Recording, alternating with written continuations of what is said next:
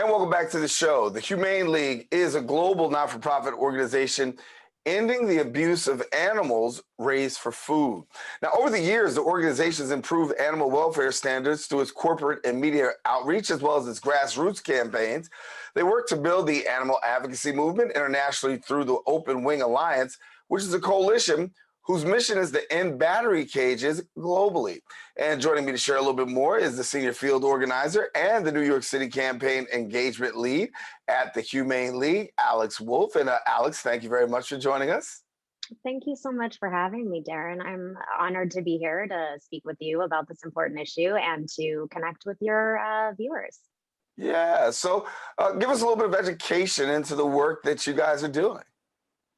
Thank you. Absolutely. I mean, perfect introduction. As you mentioned, we work to effectively end the worst abuses in factory farming by securing animal welfare commitments from the world's largest companies. So like you mentioned, food service providers, restaurants, food manufacturers, hospitality leaders, ultimately changing the lives of billions of farm animals suffering every day. And we do this institutionally by holding corporations accountable, essentially, to their corporate social responsibility to the animals in their supply chain. And we do this by implementing or encouraging these companies to adopt policies that reduce the suffering of the animals in their care, while also incorporating plant-based options as well. And we also work to enact laws that ban the confinement and inhumane treatment of animals like laying egg hens, like you mentioned, which is a lot of the focus of the Open Wing Alliance, what they do. And then individually, we open eyes to the abominable ways that animals are treated on factory farms. And then that empowers people to take action for animals, either through activism and or by leaving animals off their plates entirely. So give us a little bit of an example as to some of the things that companies do that you actually take exception to.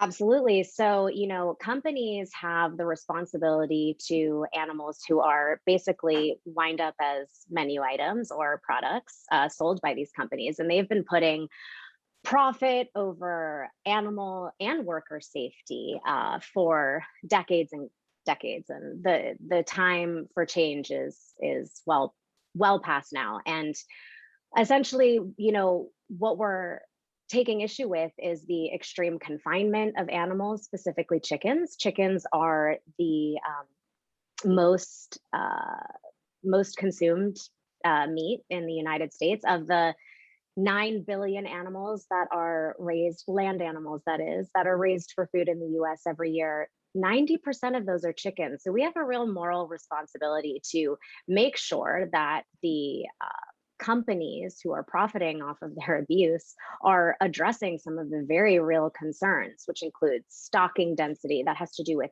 how many chickens are housed in a shed, or, for example, their natural enrichment, so regular litter changing and lighting. Also, a really big issue is breed. Currently, in the United States, chickens and across the world, chickens are bred to grow so fast and so large. Basically, they're ballooning to twice their natural weight in half the time as they did in the 1950s because of more of a demand for breast meat. Back in the day, we used to, chicken was not the most common meat, and people ate just a little portion of meat on their plate. Now it's become the center. And so the demand is so high that in order to keep up and for these businesses to continue to grow economically, they're going to have to make exceptions in places. And unfortunately, what's happening is the chickens and the animals in the supply chains are the ones facing these grave consequences. Yeah. And can you also talk about the effects that it has on humans, given the fact that you see these chickens growing at astronomical rates? Yeah, I mean, absolutely.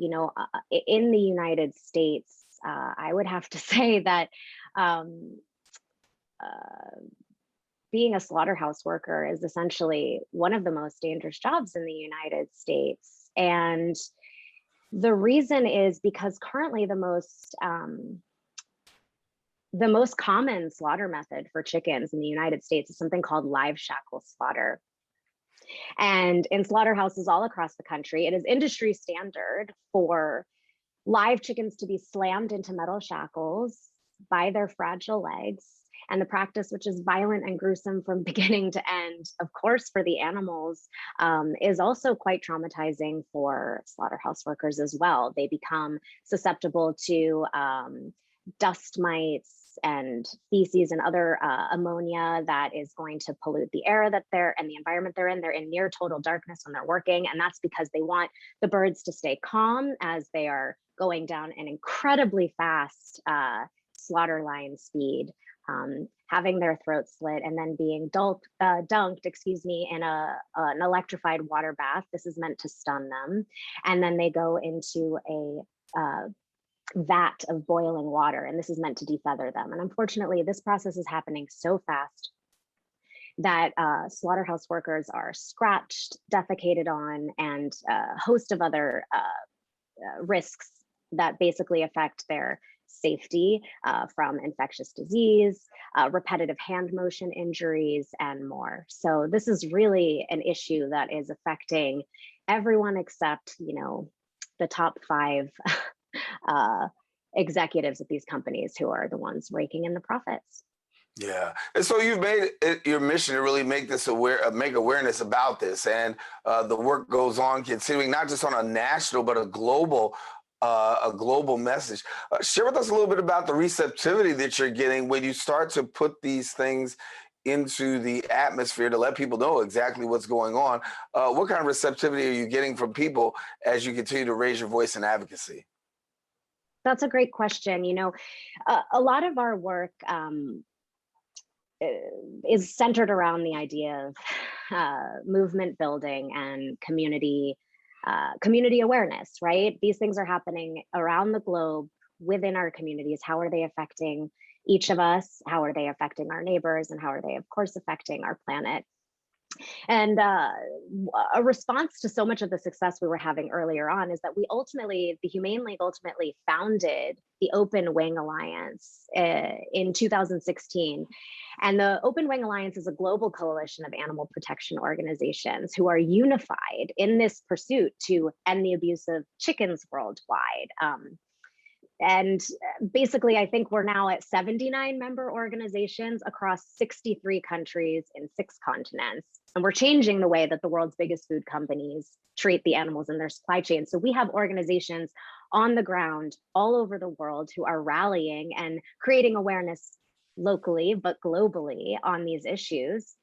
As well as here at home in the United States, and of course here in New York City, we're no exception. And part of our job, like you mentioned, is raising awareness, educating the public, but then also giving these folks opportunities to act. You don't have to be a vegan or a vegetarian to think that animals deserve the literal bare minimum respect and quality of life before they become, your dinner. So we are seeing a really phenomenal response. Of course, the pandemic has been really challenging for everyone, but in a lot of ways, our community has really had the opportunity to thrive and come together and connect over this shared concern for our planet and our animal friends. Yeah. Our viewers may not be familiar with the white stripping investigation, but please let people know a little bit about the white stripping investigation. I would be very excited to share with you. So this investigation studied the inventory of major supermarkets across 29 of the United States. So 16 major markets were surveyed, and this includes, some of your viewers at home will recognize, Costco, ShopRite, Walmart, Trader Joe's, and Aldi. I think we actually have each of those grocery stores relatively close to our region.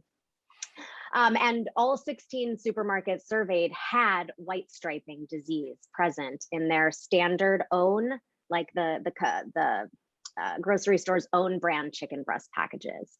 And then we had 2 independent investigators assess this chicken and score the meat on a scale of 0 to 3, where 0, there's no presence of white striping, and 3 is severe white striping. And what do you know?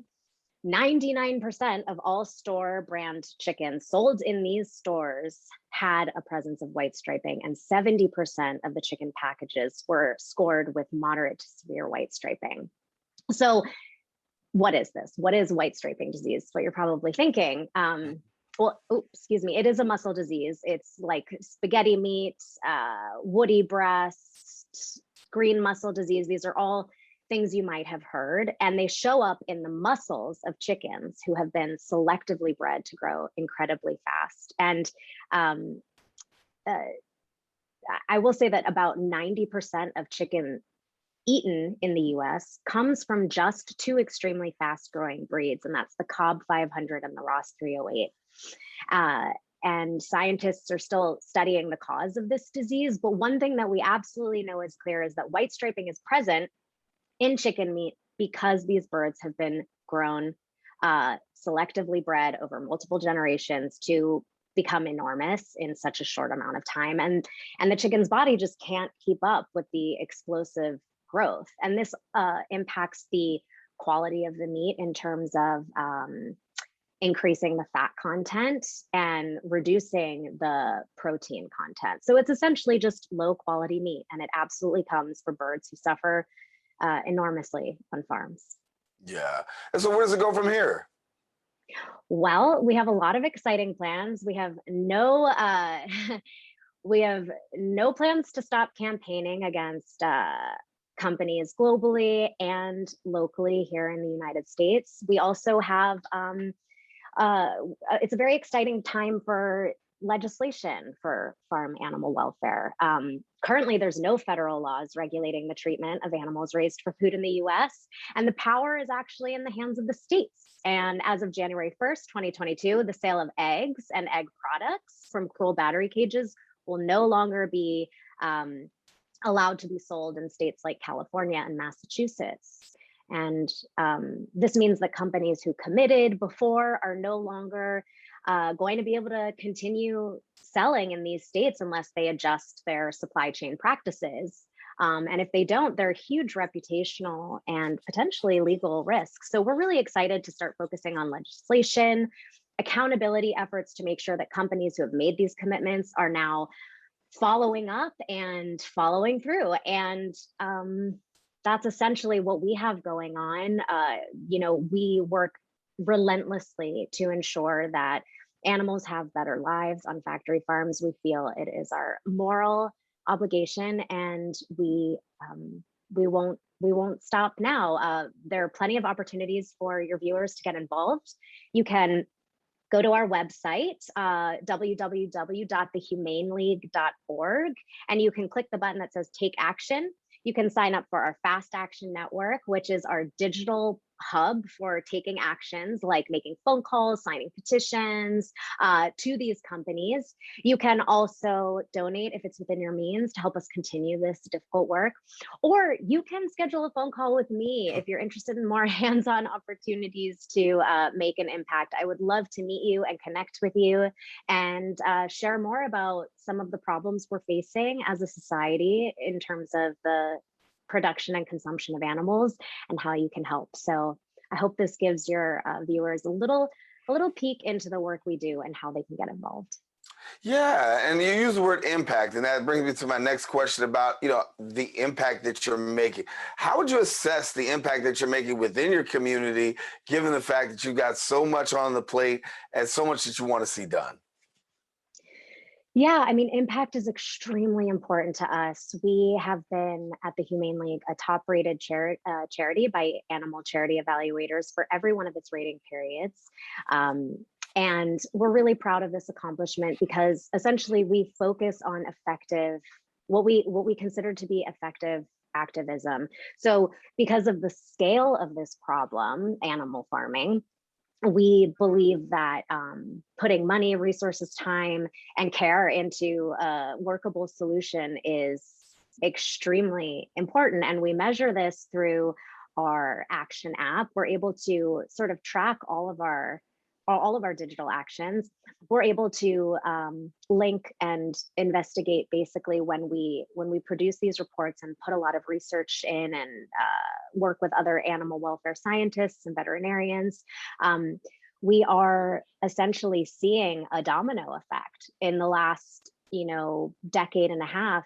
Essentially, we've seen over 2,000 cage-free commitments globally and over 200 commitments around the Better Chicken commitment, which are these improved welfare standards that I've been talking about during this call. So to see these companies making these commitments, and then years later now focusing on accountability efforts for cage-free campaigns, to see these companies reporting progress.